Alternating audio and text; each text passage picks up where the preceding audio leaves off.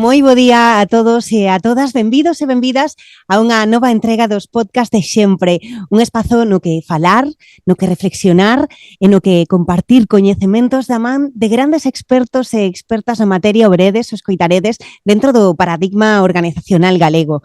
Lembremos que Sempre, Xunta de Galicia e Emprego, nace como un espazo digital concentrador dos recursos que ofrece a nova estrategia de emprego da Xunta de Galicia, onde se aposta principalmente por un mercado laboral máis interconectado, máis dinámico, tamén formado, accesible, que emerxe da colaboración entre administración pública e sector privado, sobre todo para mellorar as capacidades das persoas traballadoras e tamén, como non, a competitividade das organizacións e o benestar laboral. Con este obxectivo, hoxe imos compartir conversa e tamén coñecementos con Alexandra Nuño. Ela é Top Voice LinkedIn Gender Equity no 2022, Inspirational Speaker e, ante todo, Alejandra é unha persoa comprometida coa transformación social que promove o crecemento sostible, a saúde e tamén o benestar das organizacións. Benvida a este espazo, Alejandra. Muchísimas gracias, es un placer para mí estar aquí hoy con vosotros y quiero antes de nada empezar dando las gracias a la Consellería, voy a pronunciarlo bien, de Promoción do Emprego e Igualdade, el proyecto Sempre. Para mí es un placer, de verdad, muchísimas gracias. Alejandra conta cunha ampla formación e experiencia e licenciada en Socioloxía pola Universidade Escocesa de Aberdeen, onde estudou unha especialidade en saúde e xénero. Conta tamén cun máster en Dirección de Protocolo, Comunicación e Relacións Públicas en ESER, ten formación en Management, en PDD, en PSGC, por ESIC Business School. Tamén cursou o programa executivo en Sales Strategic Management no IES, foi directora de Comunicación, sabedes que é moi amplo, e de Relacións Externas na Asociación Española de Empresas de Branding. Conta, ademais, con moitos anos, 20 anos xa de experiencia nos mercados EMEA e LATAM. En 2010, ademais, fundou Amor Propio Branding, é unha consultora estratégica enfocada en crecemento sostible e branding, e poderíamos seguir. Na actualidade desenvolve a súa actividade como consultora axudando a líderes e empresas a implementar unha visión estratégica centrada sobre todo en impulsar o benestar, a saúde e tamén a igualdade como propósito corporativo.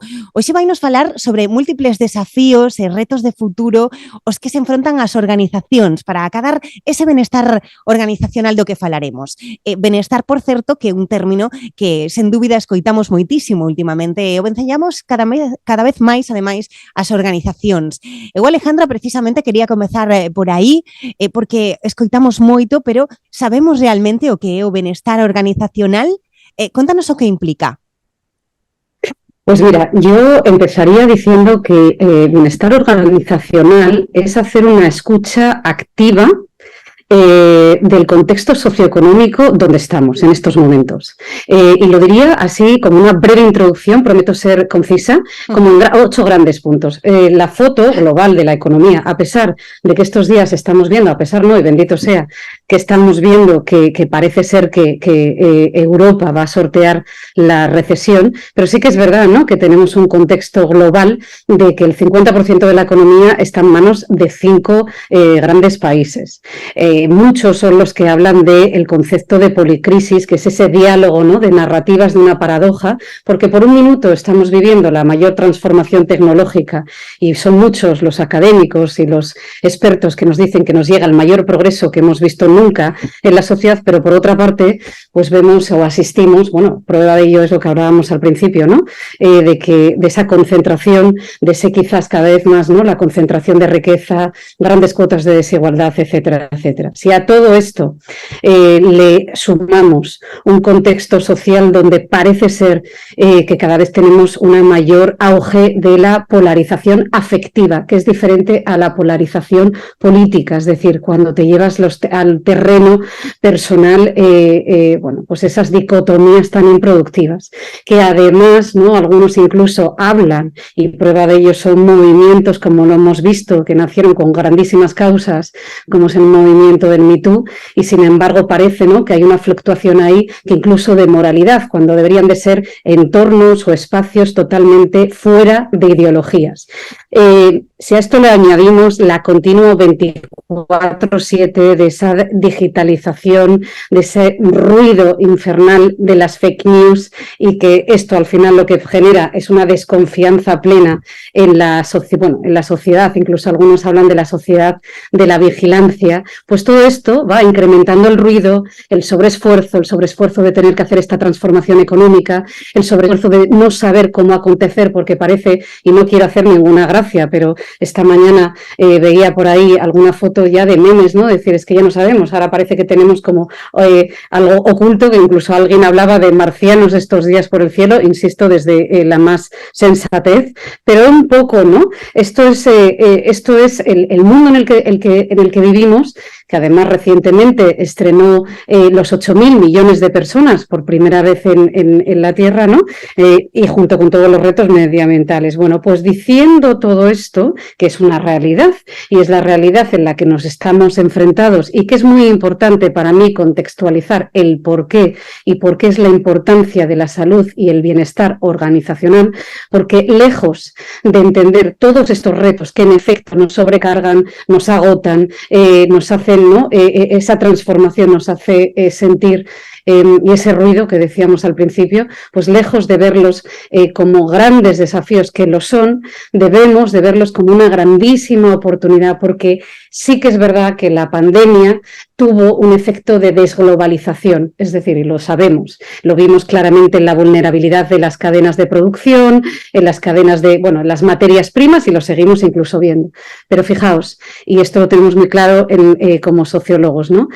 Si hubo algo que la pandemia sí aceleró, si hubo unas áreas que sí se convirtieron en las nuevas áreas de contexto globalizado, y que fue precisamente una de ellas fue la salud, cuando por primera vez entendimos cuando esos miles de españoles, esas miles de personas salieron a los balcones y por primera vez se dieron cuenta de que quizás sus prioridades cambiaban, pues fijaos, ahí es donde esa salud empezamos a entender la definición de salud de la OMS, que salud no es la ausencia de enfermedad, salud es equilibrio social, es equilibrio financiero, es equilibrio emocional, mental y físico. Esas 5 áreas son muy importantes, y ahí es cuando la salud sale de su contexto habitual, que es la cura de la enfermedad, e impacta profundamente en las relaciones, en nuestra visión de nuestra vida, de nuestras prioridades, y que nos hizo replantearnos muchísimas cosas, y eso por supuesto impactó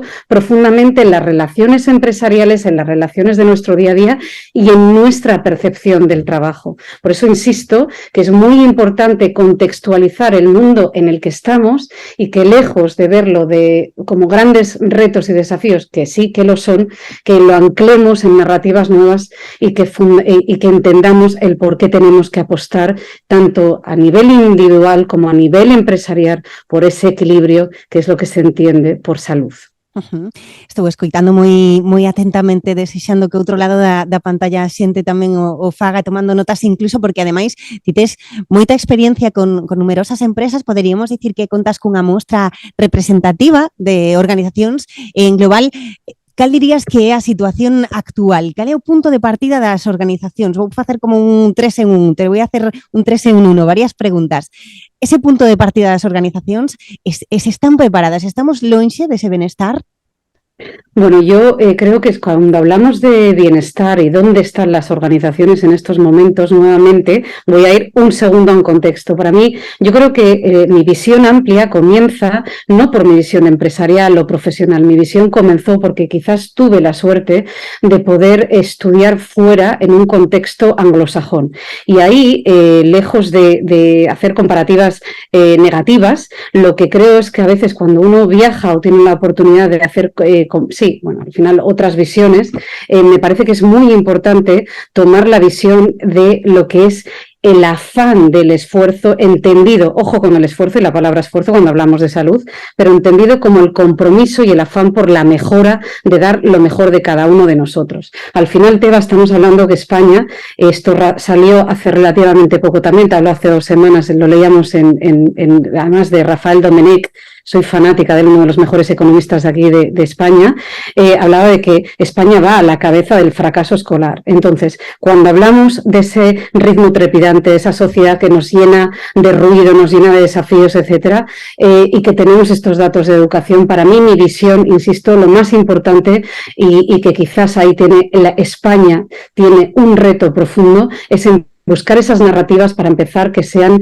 contextualizarlas, que den esa aportación de valor desde el individualismo, de dar lo mejor de cada uno de nosotros, y para mí eso es salud. Y sobre todo cuando todavía seguimos insistiendo, ¿no?, en esas dicotomías improductivas de blanco, negro, joven, mayor, hombre, mujer. Ostras, el mundo no funciona así. En el siglo XXI el mundo no puede seguir funcionando así, cuando la incertidumbre que nos domina, creo que lo que tenemos que poner es foco absoluto en narrativas que nos comprometen en el bien común, empezando por la educación y empezando por avivar un compromiso. Y prueba de ello es proyectos como el que estamos ahora mismo con SEMPRE, o en proyectos como el de la Xunta, y el compromiso que vosotros distiláis desde la institución, porque no puedo entender una sociedad del siglo XXI que no esté en un diálogo de crecimiento entre lo público y lo privado. Cuando hablamos de quitar esas dicotomías improductivas, hablamos de todo tipo de diálogos. Mi visión quizás global, más allá de la educación, que no puedo insistir más, de cara a esos jóvenes, porque además es uno de los grandes retos ahora mismo que tienen las organizaciones en términos de bienestar organizacional, empieza por esa convivencia de generaciones, que parece que los jóvenes y la gente más senior como que no se entiende, o hemos visto también grandes casos de edadismo, ¿no?, en las empresas. Así que creo que abogar por una educación, abogar por entender que la diversidad es fuente de riqueza, abogar porque tenemos que emplear esas narrativas que nos comprometen en el bien común al servicio de los demás y que rompen todos esos moldes improductivos, para mí es donde tenemos que empezar a trabajar, y donde tenemos que apostar, porque al final estamos afrontando una transformación del modelo productivo y es absolutamente vital que cambiemos de mentalidad. Todavía estamos viendo recientemente, pues eso, como quizás, ¿no?, en España ha sido bastante ingrata con lo que es la aportación de riqueza y de bienestar, de lo que la empresa debe significar, de lo que debe significar ese esfuerzo, y de lo que miles de autónomos y de pymes están haciendo todos los días en este país, ¿no? Y esto empieza, como os digo, por el reto educacional. Ese sería el mayor reto, ¿no? Ese sería el mayor desafío, pero hai máis? Cales serían eses outros desafíos e retos de futuro os que se enfrontan as organizacións, Alejandra? Bueno, yo aquí hablaría de 5 grandes retos. Mira, yo empezaría pues nuevamente por ese manejo, ¿no? Y además todos los informes económicos en el 23 nos hablaban de esa mirada introspectiva, es decir, ante un entorno económico, geopolítico y social donde estamos dominados por la policrisis, que esto por cierto no es un término nuevo, ¿no?, por esa incertidumbre constante y esa paradoja de las mejores transformaciones al mismo tiempo que esas fallas en desequilibrios y en desigualdad, porque no hay cambios donde no haya desequilibrio, es parte del cambio. Bueno, pues todo esto conlleva un sobreesfuerzo, y eso es lo que explica, punto número 2, por qué la salud es tan importante en las organizaciones, en esa mirada introspectiva que, al no saber lo que pasa fuera de las organizaciones, y que mira entonces la competitividad, mira más que nunca a la eficiencia interna de las compañías, la salud pasa a ser un modelo de gestión empresarial en sí mismo, que para mí el mayor reto que es entender la salud es como equilibrio, como decíamos al principio, pero como el equilibrio integrador. Porque en estos momentos nada, ¿no?, vuelvo otra vez a entender, ¿no?, ese raciocinio en el que hemos estado trabajando, el conocimiento durante mucho tiempo, lo hemos visto incluso en la medicina, ¿no? Pues a lo mejor la genética no se asociaba con el contexto social, la psicología no se asociaba con otros, hemos trabajado en compartimentos, esto lo vemos claramente operativamente, está el departamento jurídico y luego está el de ventas y luego el financiero, no. Salud es equilibrio, salud es clave para poder afrontar este sobreesfuerzo y para poder trabajar esa eficiencia interna, y salud es integración. integración, visión transversal, ahí entra el tercero tema. Esa subida, un segundo, y yo hago así con la mano, con el gesto, ¿no? Subida de dron y de repente vemos la organización desde arriba. El poder ver la organización desde arriba, voy a utilizar un ejemplo bobo y también con todo el cariño, pero España muchas veces ha pecado de construir cosas y luego nos damos cuenta. No, cuando miramos desde arriba, cuando queremos integrar, cuando queremos trabajar en eficiencia introspectiva, tenemos que ver las cosas desde arriba, y prueba de ello es que luego los trenes a veces no nos entran. Entonces esto no puede ser, tenemos que dialogar, no podemos seguir trabajando ni en dicotomías ni en silos operativos. Por tanto, integración y equilibrio comenzando. ¿Y por dónde empieza el equilibrio? El equilibrio no es externo nunca, el equilibrio siempre en esta sociedad y en este lado del mundo leemos siempre de izquierda a derecha. Entonces no podemos hablar de equilibrio si nosotros como individuos no tenemos ese equilibrio. Entonces nuevamente la salud empieza en cada uno de nosotros, que probablemente viene nuevamente en esa derivada. ¿Ves? Todo dialoga, empresa con educación nuevamente. Ese equilibrio empieza entendiendo porque el conocimiento no va a estar aislado si no hay una integración emocional, si no hay una integración mental, si no hay una integración social, financiera, volvemos a lo mismo, ¿no? Y para mí hay otros dos grandes claves y retos en estos momentos, que es la exploración de la pluralidad. Cuando hablamos de la pluralidad, los propios términos en sí mismos ya estamos saliéndonos también. ¿Qué es pluralidad? ¿Qué es diversidad? Cuando hablamos de poner la vida en el centro de los negocios, cuando hablamos de poner las personas en el centro de los negocios, es entender la diversidad geográfica, intergeneracional, de diferentes estructuras. Hagamos todo lo que esté en nuestra mano. Nosotros, mira, estamos viendo ahora, por ejemplo, en Europa, cómo se están evolucionando las leyes de inmigración. Tenemos 1,2 millones de personas en España, hay un asentismo de 1,2 millones de personas que no van a trabajar. Un 22% ni siquiera llama para avisar de que no va a trabajar, lo hacen sin justificar. Pues hay otros contextos, ¿no? Y sin embargo, por otra parte, volvemos a la paradoja que hablábamos al principio, tenemos una falta de mano de obra en muchos sectores, además sectores claves para la economía española. Descontextualicemos. Cuando hablamos de pluralidad, quizás hablamos también, ¿no?, de esa evolución legal, del framework legal. Pues tenemos contextos como es Alemania, donde han duplicado 272.000 nuevos expedientes, agilizado la burocracia, los diálogos, la ruptura, la transversalidad, la integración, el equilibrio compartido que nace de la diversidad y que por supuesto nace de estar, porque todo esto además, ¿no?, en este momento de cambio y de esa digitalización que hablábamos al principio, de ese ruido, de esa pérdida de confianza, y muchos hablan también de la sociedad del ego, creo que pasa por ponernos al servicio de los demás. Cuando tú pones el foco en el propósito, en entender que cada uno de nosotros, desde esa integración, desde ese equilibrio, fomentando el talento desde la educación integrada, lo público y lo privado, qué bonito es entender entonces el esfuerzo desde dar lo mejor de cada uno de nosotros, entendiendo esto por la excelencia. Y esto creo que es lo mejor que podemos trasladar a todos, y esa, fíjate también, ¿no? Yo creo que siempre se habla de la empresa y siempre se habla del liderazgo en términos de equipos, pero ¿qué pasa con el liderazgo de cada uno de nosotros? ¿Qué pasa con todos esos miles de autónomos o con todas esas personas que tienen que estar ahora afrontando cambios, transformaciones del mercado laboral que nos implica? Volvemos a ese reto que tenemos, ¿no? Ostras, pues yo creo que lo que tenemos que hacer es apostar por ese conocimiento, talento humanista, desde la confianza del trabajo, de la excelencia, dar cada uno lo mejor de cada uno de nosotros, y quizás eso es una forma de afrontar confianza y compromiso que nos quita egos, que nos llena de ilusión en una sociedad donde tenemos 2,5 millones de españoles toman psicofármacos todos los días. España es uno de los mayores consumidores de psicofármacos a nivel mundial, de opiáceos, el tercero después de Estados Unidos, y esto es muy importante que volvamos, ¿no? Que no trabajemos las cosas de derecha a izquierda, sino que fomentemos la salud desde la integración y el diálogo desde el interior, desde la izquierda a la derecha, que empieza por nosotros mismos. Por recapitular, mirada introspectiva, saúde, educación, integración, visión transversal, tamén fala Alejandra de equilibrio individual e colectivo, de exploración da pluralidade, de servicio aos demais con todo o mellor que temos e deixando dun lado os egos.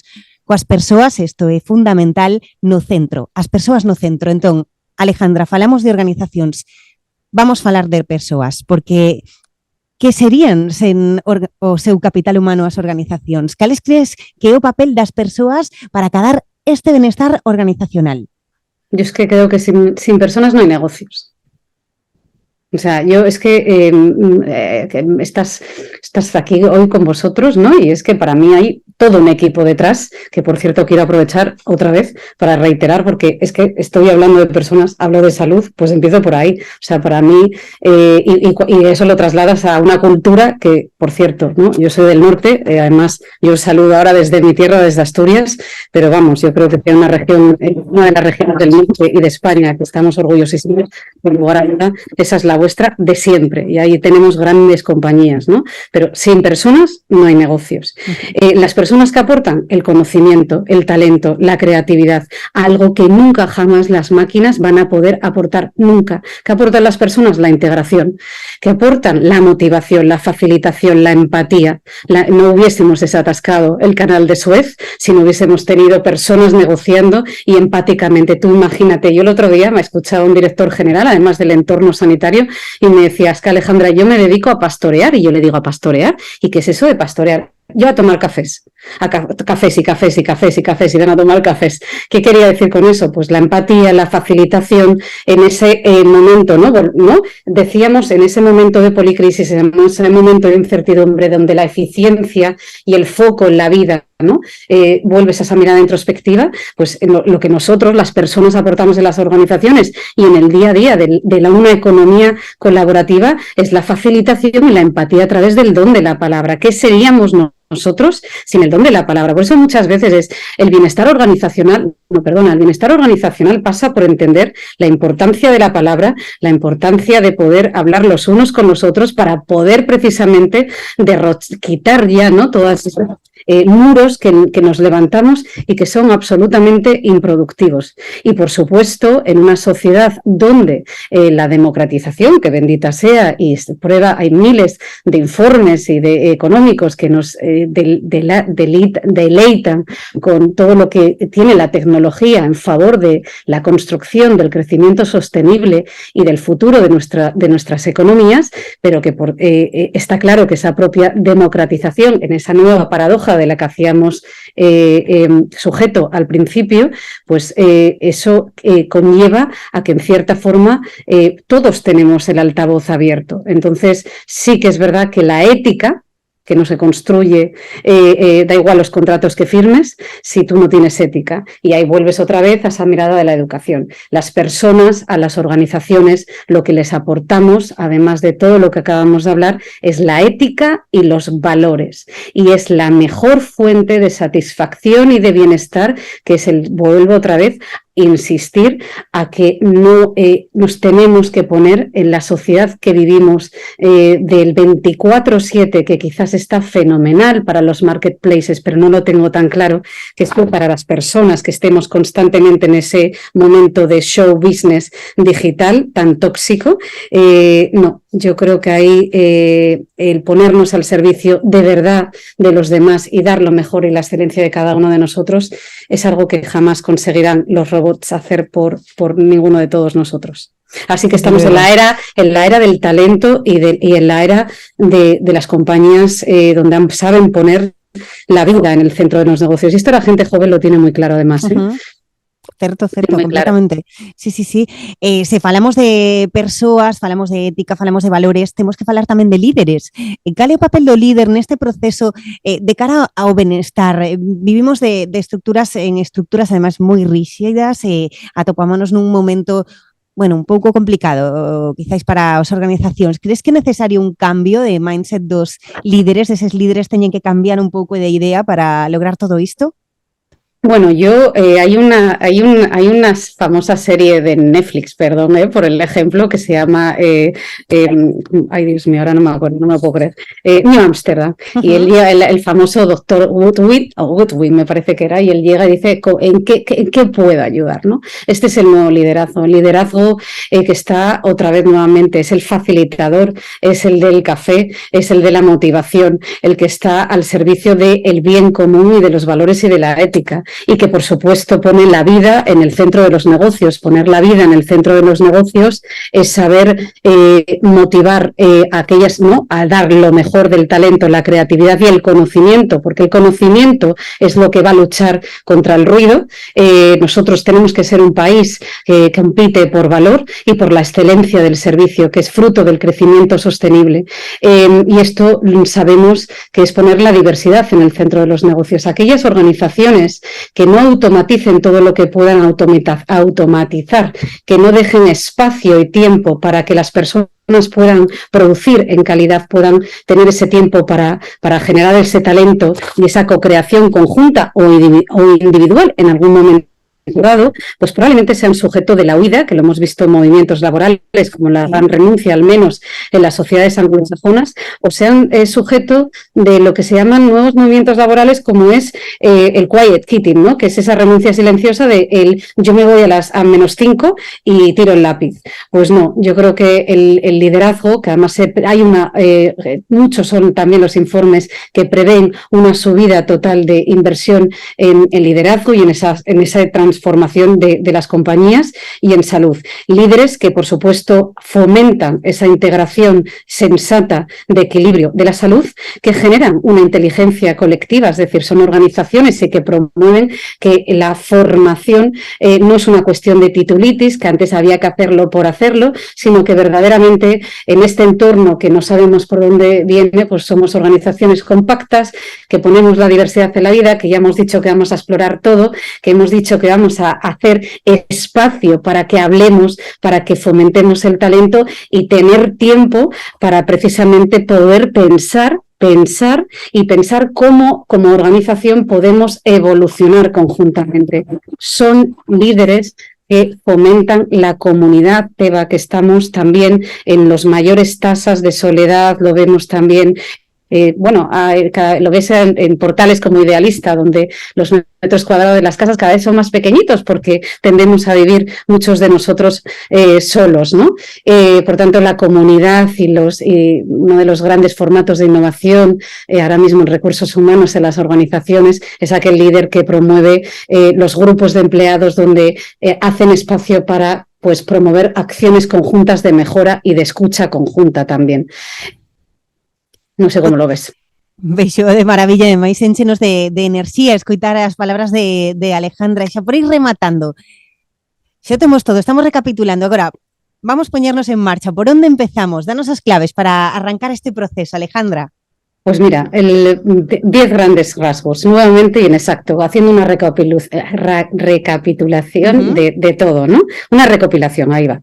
Lo primero de todo es poner foco en la vida. Organizaciones del siglo XXI, especialmente en el XXIII, es poner la eficiencia, es decir, automatizar todo lo que se pueda automatizar, apoyarnos en la tecnología, en todo lo que esté en nuestra mano, entornos colaborativos, no dejemos nunca, no me da igual el tamaño de la compañía, me da igual que seamos autónomos, protegernos y cuidarnos significa poder hacer espacio y tiempo, 3, espacio y tiempo para poder poner el foco en la diversidad, en el talento, en el conocimiento y poder tener espacio y tiempo para poder pensar y competir. Eso significa evolucionar conjuntamente nosotros como autónomos o como pymes en una economía colaborativa. Es promover las power power skills famosas, es decir, aquellas competitividades que no son sujetas ni de etnias, ni de géneros, ni de edades, sino que son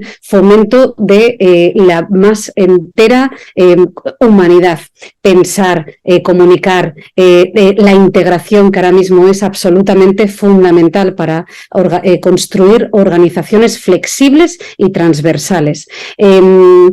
Para mí la salud, volvemos, ¿no? Es ese equilibrio. Por tanto, quitemos las dicotomías improductivas, focalicemos donde tenemos que focalizar en la vida, promovamos esa comunidad inteligente que evoluciona, aprende, pone foco donde hay que ponerlo y liberas tiempo y espacio en flexible. Obviamente no todo el mundo puede teletrabajar, pero hay muchas veces que esto pasa por una falta de rigidez, que tú antes bien has mencionado, y una falta de empatía. Y sobre todo me llenaría de ética, de valores, de confianza, que es lo mejor que podemos hacer, el ponernos al servicio de los demás, dar lo mejor de nosotros mismos en esa visión de la excelencia. Y honestamente a todo el mundo que nos esté escuchando, creo firmemente que estamos en un momento complejo, no es fácil aislarse de la incertidumbre, es muy difícil, es un reto para la salud mental de miles de españoles en estos momentos.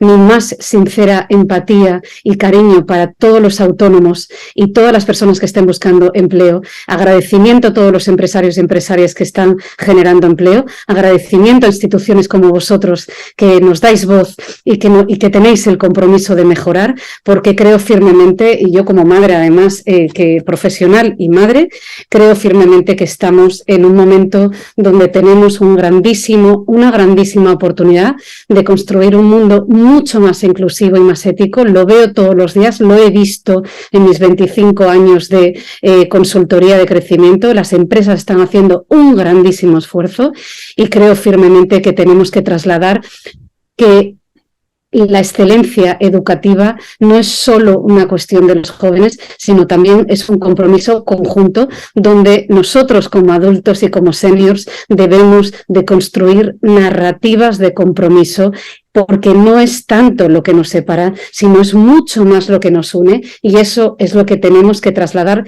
todo el tiempo en todos aquellos canales que podamos. Confianza y tranquilidad desde el equilibrio.